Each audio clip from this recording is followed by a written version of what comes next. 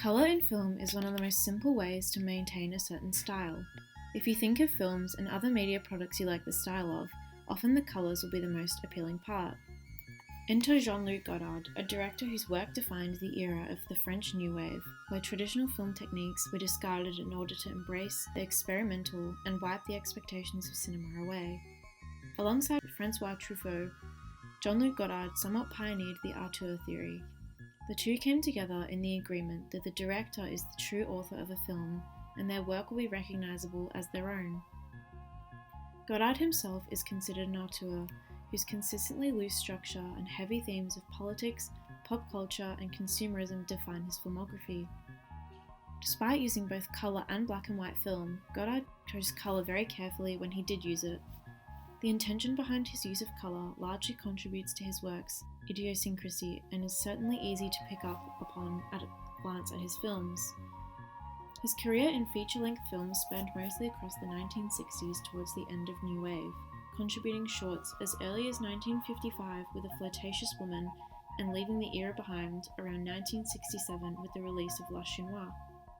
La Chinoise 1967 follows a group of self-identified Marxist-Leninist students living together in a house decked out with brightly coloured propaganda and news clippings related to Mao, the Chinese Communist Party leader of whom they worship.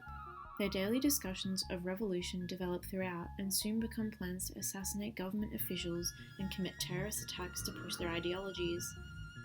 With a 94% critic score on Rotten Tomatoes and a 7.1 out of 10 on IMDb, it's fair to say that the film has been received well by audiences. These scores may be biased considering Godard's legacy, and we can assume such an intentionally controversial film would have put off many audiences at the time of its release. The film captures Godard's restlessness in both cinema and the social and political climate of the time, and the especially loose structure of La Chinoise is something that audiences disliked about Godard's work in general. Somewhere between this timeline lies Masculine Feminine, a slice of lifestyle drama that follows Paul, a young Marxist who's found his way into a marketing job. Across 15 episodic sections that are strung together, he chases a relationship with young pop singer Madeline. Throughout the narrative, their ideas on success and commercialism begin to clash. The film currently holds a 95% critic score on Rotten Tomatoes and 7.6 out of 10 on IMDb.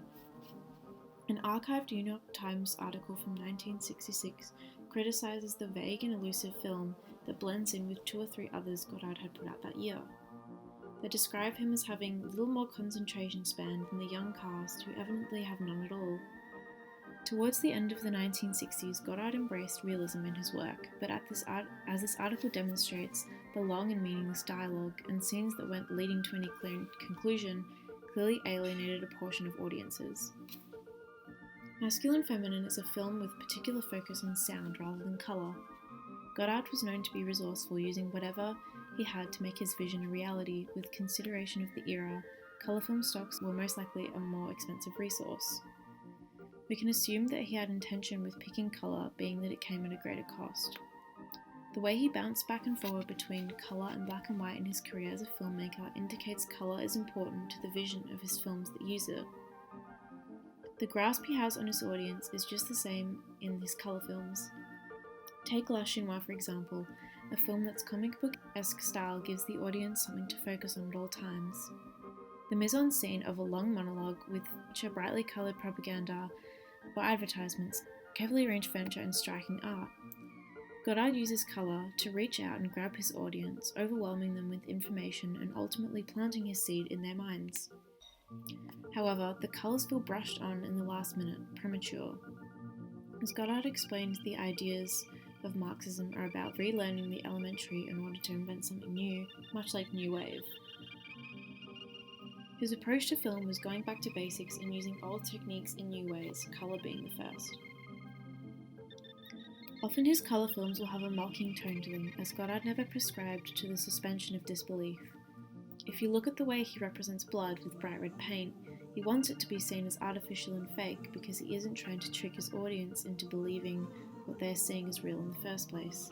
As he insisted, it's not blood red.